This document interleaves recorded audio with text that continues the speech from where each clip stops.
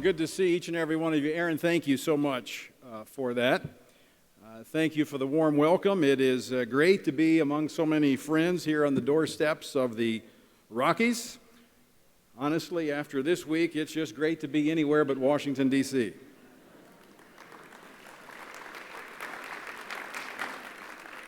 The Conservative Summit has become a landmark, not only in this region, but for the whole of the conservative movement. And it keeps getting bigger and bigger and better and better. And that is a tribute to Senator Bill Armstrong, a long-time defender and champion of freedom. I'm so grateful for Senator Armstrong.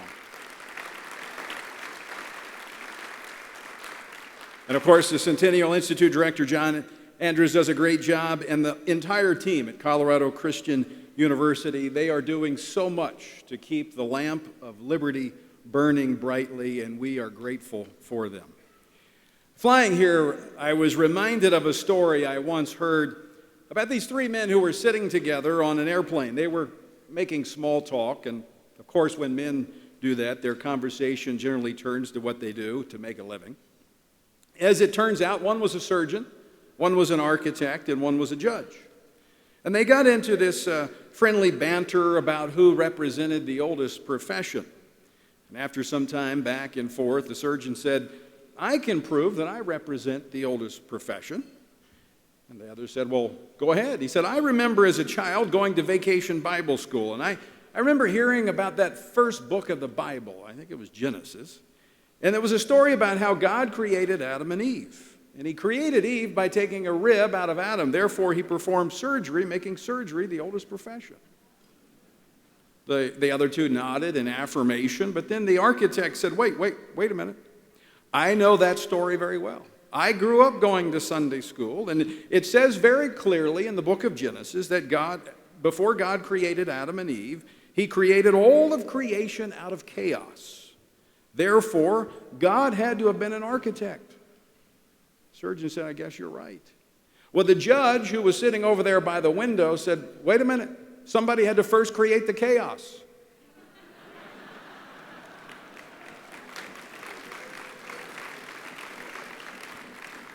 There is no question.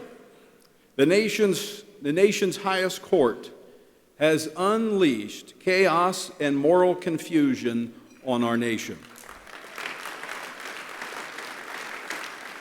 But it did not just start yesterday or the day before, and those of us here this morning are not the only ones to see it. But the question is, what are we as conservatives going to do about it? Now, down the road in Colorado Springs, anyone here from the Springs? All right, the rest of you are still asleep. All right. There is a magnificent statue of Will Rogers that overlooks the city, and he is known for his quips, G-rated, all-American, barbed but not mean-spirited. But he had a way of making serious points, as when he said, "Even if you are on the right track, you'll get run over if you just sit there." Well, my friends, today, as a nation, we are no longer on the right track. Americans agree about that by huge majorities. But boy, are we getting run over. And we can no longer just sit here where we are. No one in this hall this morning needs reminding that we live in a time of unique peril. We are beset by troubles on every side, and most disturbingly from within. But by that, I do not mean the security threats inside the boundaries of these United States. Though it is true that the chairman of the House Intelligence Committee, Devin Nunes, said last week that we are confronted with, quote, "the highest threat level we have ever faced in this country," end quote. The attack on the American-owned company in France yesterday only confirms it. Nor do I mean the threat to our liberties from misguided fellow Americans, people who favor policies that relentlessly expand the state and that undermine the civil institutions and values that have kept our nation strong. As Americans today, it seems we can choose which sex we want to be on any given day, but we can't choose our health care plan that we want to buy for our families. We can exercise our religious freedom within the walls of our church for a few hours a week, but we cannot bring our religious values into the public square. into our parental roles, our business relationships, or our policy commitments, the very places where we spend the vast majority of our lives. No, the greatest threat we face here today, the one that troubles me most, is the threat from within ourselves. That we concede the debate before us, give up the rights we have inherited, abandon the legacy of American freedom bequeathed to us through the blood and sacrifice of our mothers and fathers. That, my friends, is what I fear today. I have but one message, one resolution for you this morning. Let us win swiftly and decisively the most urgent battle before us. Let us reject the summons of defeat, the counsels of despair, and the calls to intellectually and spiritually disarm. How can we do this? 3 ways suggest themselves to me. First, we must embrace anew the principles of our founding. A few years ago, I was invited by a member of Congress to join him on a visit to the vault at the National Archives building. Now, the vault is a room in the Archives building where uncirculated documents are housed. Now, my trip there may not have had all of the drama of Nicolas Cage's National Treasure, but as a student of history, I was fascinated. One of the documents that we were able to view was the United States Senate markup of what we know as our Bill of Rights. After George Washington assumed the office of president, the first order of business for the new Congress in the summer of 1789 was amending the Constitution to address the issues raised during the ratification process. Now, the House of Representatives sent 17 original amendments to the Senate.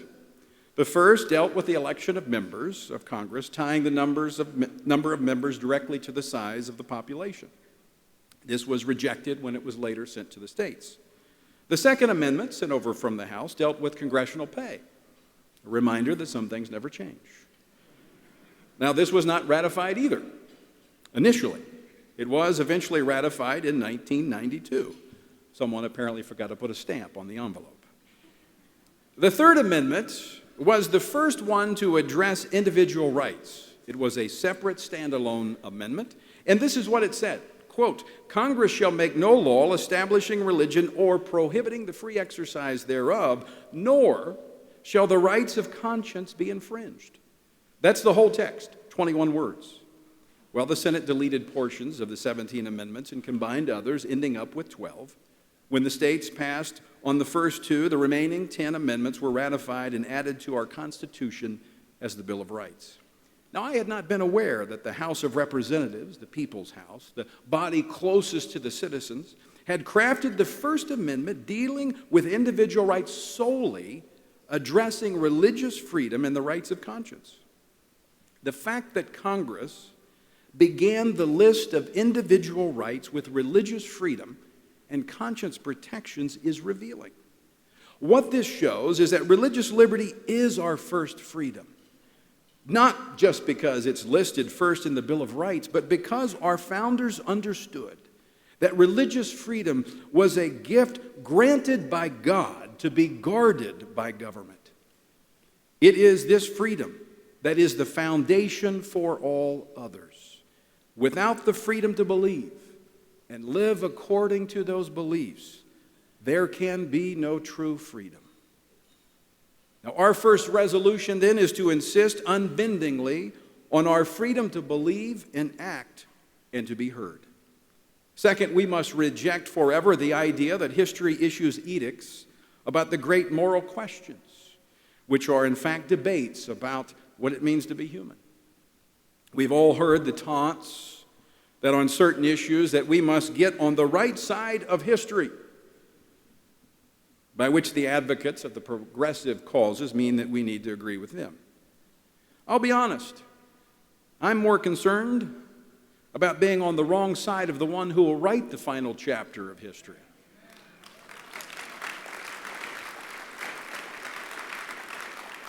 This notion of being on the wrong side of history is just false. Karl Marx believed that the dictatorship of the proletariat was the end of history and that all other political and economic systems would collapse before it. How'd that work out? At the end of the Cold War, an eminent conservative proclaimed that history was ending at the opposite end of the spectrum with the triumph of the Western democracies worldwide. Still others believe that history is ending with the invention of the iPhone or the advent of the Japanese robot companions. On that, they might be right. But wiser heads know that history never ends that way. A smart poet once wrote that there are no lost causes because there are no won causes. Instead of smug posturing about inevitable outcomes, our stance must be one of indomitable striving for truth and right outcomes. Our Supreme Court believes they have spoken the final word on the fate of marriage. Barack Obama may believe the same thing. But let me be clear this morning. The court does not have the moral authority to redefine what it did not create.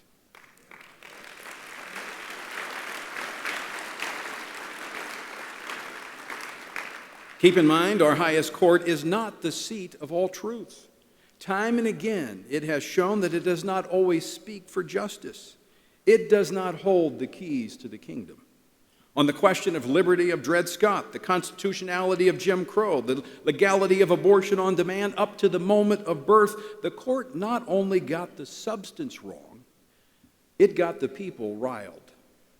Time and again, the court has read constitutional meanings that are not there, exercised powers it did not have, and overridden values it did not invent and cannot, therefore, abolish.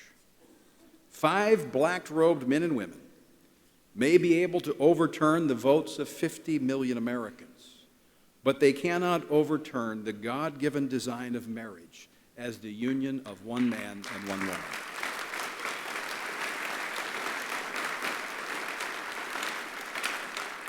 As Martin Luther King Jr., echoing William Blackstone, declared, "A law of man that contradicts the law of the Creator is no law at all."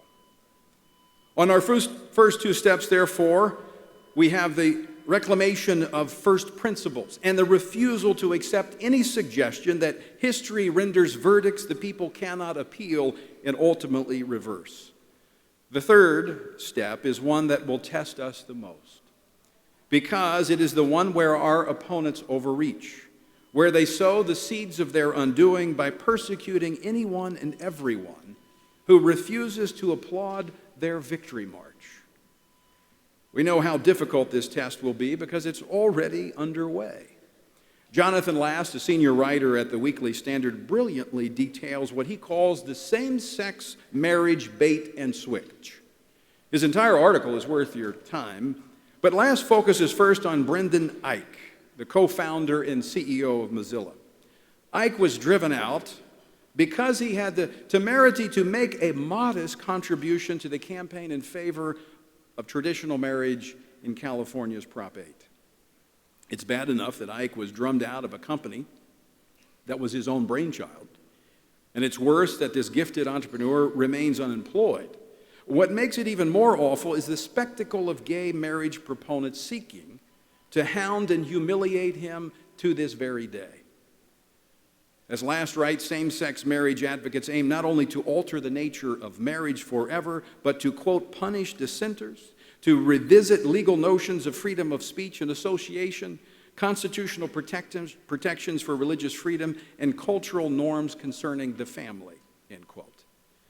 The left used to fuss about banned books. Now they're all about banning people. In case after case, instant after instance, the persecution, this macro aggression of our most basic liberties proceeds. On Monday, I'll be with a young couple from Oregon, Aaron and Melissa Klein, who owned a bakery called Sweet Cakes by Melissa. And I say owned because they have been driven out of business and fined an unconscionable $135,000 for declining to make a wedding cake for a same-sex couple. Evidence now has emerged that the Oregon Labor Commission that imposed this monstrous fine colluded with the national gay organization, the Human Rights Commission. They were all about prosecuting the Kleins. The final irony, same-sex marriage was not even recognized under Oregon law at the time of the incident. It's the left that now demands to know, are you now or have you ever been opposed to same-sex marriage? At the Nuclear Power Training Command in South Carolina, Wes Motter, a lieutenant commander and Navy chaplain, was relieved of his duties after 19 years of distinguished service. His transgression? He accurately answered questions from a young service member regarding what the Bible says about homosexual conduct. To date, this father of four, who was just months away from reaching the 20-year service milestone, has been denied reinstatement. And I recently delivered more than 100,000 petition signatures in Commander Motter's behalf to the Chief of Chaplains of the Navy. The actions taken against this fine man amount to de facto abolition of the chaplaincy corps in our nation's military. These examples are only the tip of the iceberg. The deep chill descending on the freedom of religion, association, and education is in every corner of America. And you can read a long and growing list of these cases at our website, freetobelieve.com. Now, the issue of marriage is really at the center of this issue. Once again, the Supreme Court's abortion decision helps us put all of this into perspective. In 1973, the court removed the protection of the law from every unborn child then existing or to be conceived in the future in the United States. The enormity of the decision spawned the intense fights that we continue to see. But it's noteworthy that within months of that decision, a diverse group of legislators, led by Democrat Frank Church and Republican John Hines, worked together to pass strong conscience protections for health care personnel and providers. As America worked out its destiny regarding the sanctity of life, the contending parties agreed at the outset that they would not compel each other to participate in performing or supporting acts which they profoundly disagreed with. Now, more than 4 decades later, assaults on conscience are the order of the day. And it is perhaps no surprise that we are now seeing through Obamacare and even California's decisions to force Christian hospitals and institutions to fund elective abortions, unprecedented attacks on conscience rights regarding the taking of innocent human lives. These developments make clear that we have no option to remain quiet in the land any longer. Turning inward while the storms rage without, we may not be interested in the winds of the liberal agenda howling across the fruited plain. But that agenda, my friends, is interested in us and in our children. Now, my friends, is the time to stand tall. We treasure our religious heritage and our right to worship. But our religious liberty is not a harbor of refuge. It is a port from which we sail, a rock from which we proclaim. It is not a place of retreat. Rather, it is a starting place for individual and national revival. The fact that these policy fights are not over is the first thing that may surprise our opponents. And here are a few other surprises we may have in store for them. First, as bitter as it is to see our Constitution so abjectly distorted and subordinated to the policy preference of a tiny majority of judges, we will not steep in bitterness.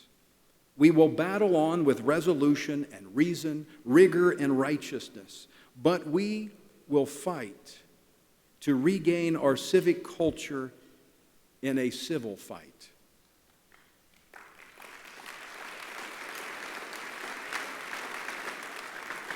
Second, we will continue to confound those who would bring us any harm, personal, financial, or physical, against us.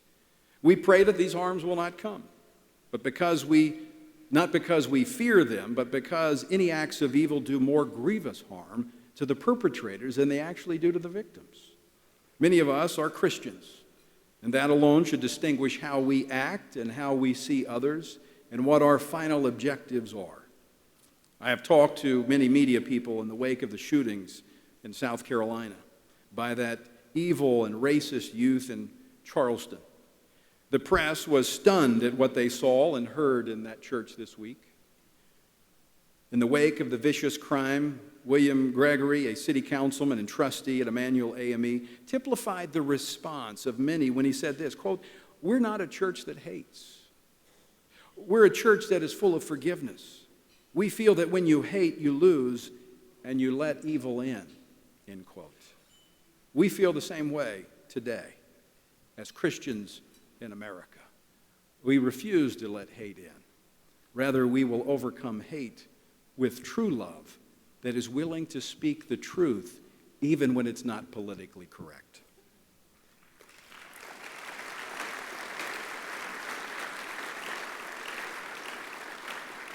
We will seek solutions that make this a better, stronger, and more harmonious nation for everyone who lives here. The natural institution of marriage was not designed as a punishment for anyone. In fact, it has been honored and protected through the millennia for the rewards that it offers to every man and woman who unite in marriage and to the children who issue from their love. We aim to restore those bonds as the core of family and of community life, the true wealth of nations, now and for centuries to come. So I ask you this morning, here gathered at the Western Conservative Summit and all across America, are you ready to get off the wrong track? And do you refuse to be run over and start moving this nation forward?